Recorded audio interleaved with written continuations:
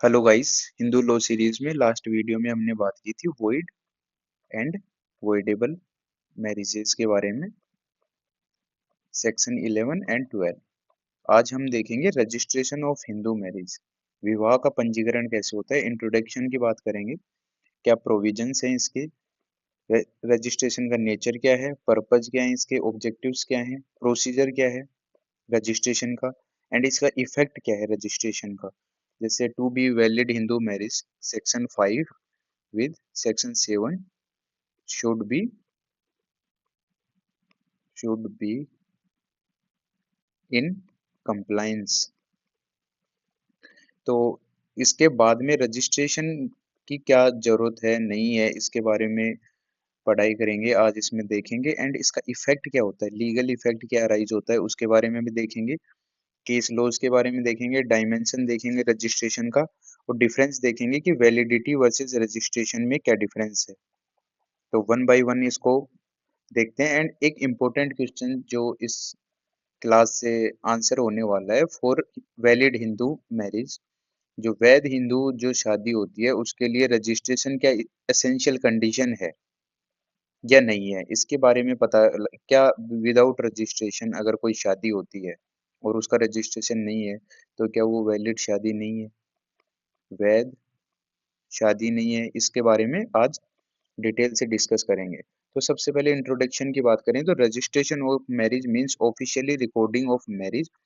मतलब जो रजिस्ट्रेशन का मतलब क्या है, रिकॉर्ड में आ जाना मैरिज का by the state authority, state authority के रिकॉर्ड्स में उस मैरिज का आ जाना, इसको क्या बोलते हैं registration. It provides legal proof, यह क्या है लीगल प्रूफ है, and authenticity to the marriage, यह वैधता का सबूत देता है कि एक्चुअल में ये मैरिज है वो क्या हो चुकी है, कंप्लीट हो चुकी है और ऐसे का कोई विवाह हुआ है। प्रोविजंस की, स्टैट्यूटरी प्रोविजंस की बात करें सेक्शन 8 में, section 8 empowers the state government, किसको, स्टेट गवर्नमेंट को, to make rules for registration of Hindu marriage. Section 8 है वो स्टेट गवर्नमेंट को एम्पावर करता है कि वो क्या करे, वो नियम बनाए किसके लिए, विवाह के पंजीकरण करने के लिए नियम बनाए। इट में प्रोवाइड, ये क्या क्या प्रोवाइड कर सकती है, प्रोसीजर की प्रक्रिया क्या होगी, appointment of marriage registrar, marriage विवाह रजिस्ट्रार का जो है नियुक्ति कैसे होगी, वो कौन करेगा, स्टेट गवर्नमेंट्स करेंगी। मेंटेनेंस ऑफ मैरिज रजिस्टर, और मैरिज का जो रजिस्टर है उसका रख रखाव या मेंटेनेंस, ये जिम्मेदारी किसकी है। सेक्शन 8 जो हिंदू मैरिज एक्ट है वो किसको एम्पावर करता है, स्टेट गवर्नमेंट को, राज्य सरकार को। नेक्स्ट है नेचर ऑफ रजिस्ट्रेशन। अगर रजिस्ट्रेशन की प्रकृति की बात करें तो registration is not mandatory, important point है ध्यान रखने के लिए कि रजिस्ट्रेशन क्या नहीं है, मैंडेटरी नहीं है, बाध्यकारी नहीं है। For validity, validity of marriage के लिए बाध्यकारी क्या नहीं है, कि ये मैंडेटरी प्रोविजन नहीं है कि to be valid Hindu marriage registration is compulsory. It is only evidentiary proof in nature, ये क्या है, सिर्फ प्रूफ है किसका, साक्ष्य है कि शादी हुई है। ये मैरिज कैन बी वैलिड, एक शादी तब भी वैलिड होगी without registration if ceremonies are performed. ये क्या कहा कि रजिस्ट्रेशन के बिना तो क्या है, जो शादी है मैरिज है वो वैलिड हो सकती है विदाउट रजिस्ट्रेशन। बट यहाँ क्या इम्पोर्टेंट लाइन कही है इन्होंने कि सेरेमनीज अगर परफॉर्म हुई है तो मैरिज क्या है, वैलिड है, चाहे फिर रजिस्ट्रेशन हो ना हो उससे कोई फर्क नहीं पड़ता। बट हमने जो पहले के जो वीडियोस थे उनमें डिस्कस भी किया था इसमें कि सेक्शन 5 के साथ में सेक्शन 7 की कंप्लाइंस जरूरी है, और उस सेक्शन 7 में क्या आते हैं, सेरेमनीज, और इम्पोर्टेंट सेरेमनी उनमें भी क्या आती है, सप्तपदी। सप्तपदी का मतलब जो 7 फेरे लिए जाते हैं हिंदू विवाह में, वो क्या है, इम्पोर्टेंट सेरेमनी है। इसके पर्पस की बात करें, ऑब्जेक्टिव की बात करें तो ऑब्वियस सी बात है, to provide legal proof, legal proof होता है एक मैरिज का। To prevent fraud and child marriage, child marriage को रोकने के लिए और धोखाधड़ी के लिए।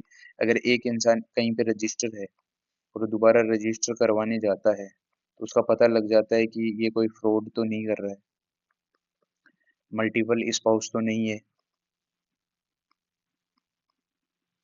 टू फैसिलिटेट किस किस में सहायता करता है? इनहेरिटेंस, उत्तराधिकार में, मेंटेनेंस, भरण भरण पोषण में, एंड डाइवोर्स की जो प्रोसीडिंग्स होती हैं उसमें क्या करता है ये?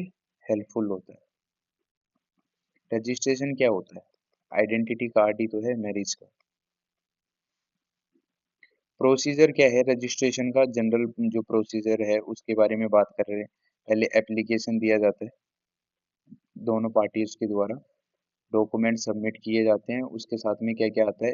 एज का प्रूफ आएगा, किसके लिए? ये क्या ना हो, चाइल्ड मैरिज ना हो इसलिए। Address proof, photographs and verification bye registrar के जो होता है उससे वेरिफिकेशन होगा। Entry in marriage register, entry की जाएगी। And issuance of marriage certificate. तो नॉर्मल सा प्रोसीजर है। तो आयु प्रमाण, पता प्रमाण, फोटो, रजिस्ट्रेशन, रजिस्ट्रार द्वारा सत्यापन, विवाह रजिस्टर में प्रविष्टि एंड विवाह प्रमाण पत्र जारी किया जाता है। एक यूनिक आईडी कार्ड। इसके लीगल इफेक्ट क्या आते हैं? तो लीगल इफेक्ट की बात करें रजिस्ट्रेशन की, act as prima facie evidence, मतलब प्रथम दृष्टता जो प्रमाण होता है मैरिज का वो क्या होता है?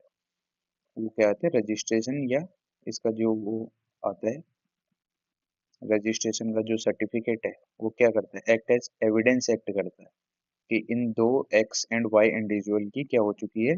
शादी हो चुकी है, और ये किस में है? मैरिटल टाइज में है। कोर्ट प्रोसीडिंग्स में सहायता करता है, डिस्प्यूट रिजोल्यूशन में सहायता करता है, does not validate N invalid marriage, but ये इंपॉर्टेंट पॉइंट है कि सिर्फ रजिस्ट्रेशन करा लेने से जो इनवैलिड मैरिज है, सेक्शन 11 जो मैरिजेज आती हैं वॉइड मैरिज, अगर उनका रजिस्ट्रेशन भी हो जाता है किसी तरीके से तो उनको क्या है? ये वैलिड नहीं करता है। Registration does not mean or not amount to validate void or invalid marriages. इसका सिर्फ काम क्या है? एक सर्टिफिकेट है जो लीगल प्रोसीडिंग्स में क्या करता है? हेल्प करता है। केस लॉ की बात करें तो सीमा वर्सेस अश्विनी कुमार में the supreme court directed that registration of all marriages should be made compulsory. Supreme court ने क्या डायरेक्शन दी? कि रजिस्ट्रेशन होनी चाहिए, सभी जो शादियां होती हैं उनका जो रजिस्ट्रेशन है वो क्या कर देना चाहिए? कंपलसरी कर देना चाहिए। क्यों? क्योंकि उससे क्या होगा? एक तो चाइल्ड मैरिज रुकेंगी, विमेंस के जो राइट हैं उनके अधिकारों की सुरक्षा होगी। क्योंकि अगर मान लीजिए कि कोई एक्स पर्सन दो जगह अलग अलग जगह काम कर रहा है, तो अगर वो कुछ ऐसा उसके मेलाफाइड इंटेंट भी हैं तो उसका क्या हो जाएगा? पता लग जाएगा। However, even if not registered, marriages does not automatically become invalid। तो इसमें कोर्ट ने क्या कहा कि अगर रजिस्ट्रेशन नहीं हुआ हुआ है तो उसका मतलब ये नहीं है कि कोई वैलिड मैरिज भी इनवैलिड हो गई due to lack of documents. इसमें क्या प्रिंसिपल एस्टेब्लिश किया गया है कि registration is important but not a condition of validity. Registration क्या है? इम्पोर्टेंट है, बट कोई कंडीशन नहीं है कि इस कंडीशन से वैलिडिटी के ऊपर कोई फर्क पड़ने वाला है या नहीं पड़ने वाला है। डायमेंशन ऑफ रजिस्ट्रेशन के अगर डायमेंशन देखें तो पहला लीगल डायमेंशन है, provide legal recognition and proof. आप स्टेट गवर्नमेंट या लीगल डॉक्यूमेंट्स में क्या हो जाते हैं? रजिस्टर्ड हो जाते हैं।